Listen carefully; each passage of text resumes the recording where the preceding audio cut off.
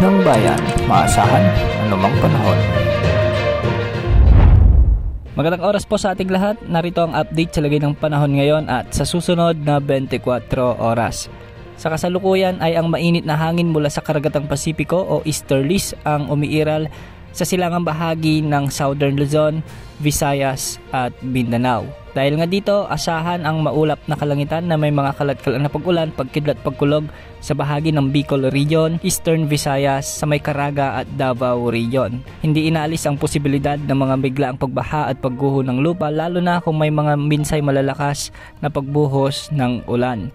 Samantala sa nalalabing bahagi naman ng ating bansa ay asahan din ang pag-iral ng mga localized thunderstorms. Ngayon nga ay may mga ilang pag-ulan sa bahagi ng Ilocos Region at sa northern portion ng Cordillera Administrative Region. May mga kalat-kalat na pag-ulan din sa ilang bahagi ng Cagayan Valley, sa may Calabarzon at sa may Mimaropa. Samantalang sa Central Luzon at Metro Manila ay asahan naman ang minsay makulimlim na panahon, ngunit hindi rin inaalis ang posibilidad ng mga isolated rain showers and thunderstorms. Sa natitirang bahagi ng Visayas, lalo na sa Western Visayas, may mga kalakasan ng pag-ulan sa bahagi ng Aklan at Iloilo. Dulot pa rin ito ng mga localized thunderstorms.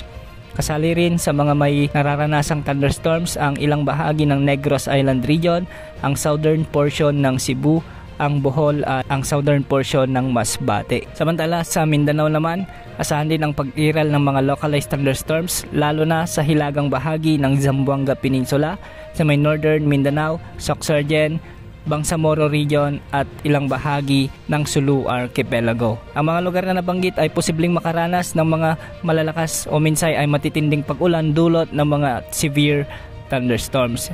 Hindi po inaalis ang posibilidad ng mga biglaang pagbaha at pagguho ng lupa, kaya mag-ingat po at maging alerto lalo na yung mga lugar na mabababa at bahaing lugar. Samantala ayon sa inilabas na Tropical Cyclone Threat Potential Forecast ng Pag-asa, ay may mababa hanggang sa katamtaman ang tsansa na may mabuong bagyo sa loob ng ating area of responsibility sa loob ng 2 linggo. Ayon sa ipinalabas nila, mula September 23 hanggang 29 ay posibleng may mabuong bagyo sa hilagang bahagi ng Northern Luzon. Hindi inaalis ang posibilidad na ito ay maging bagyo at tumama sa northern portion ng ating bansa.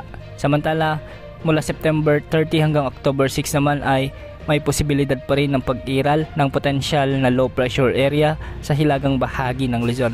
Ito ay dahil sa mga frontal system o ang pagbabanggaan ng mainit at malamig na hangin mula sa northern at southern hemispheres. Sa ngayon wala ring nakataas na gale warning sa anumang bahagi ng ating bansa, ngunit mag-ingat pa rin po dahil may mga kalakasan ang pag-alon sa ilang baybayin sa ating mga karagatan. Bukas asahan pa rin ang pag-iral ng easterly at mga localized thunderstorms naman lalo na pagsapit ng hapon at gabi sa malaking bahagi ng ating bansa.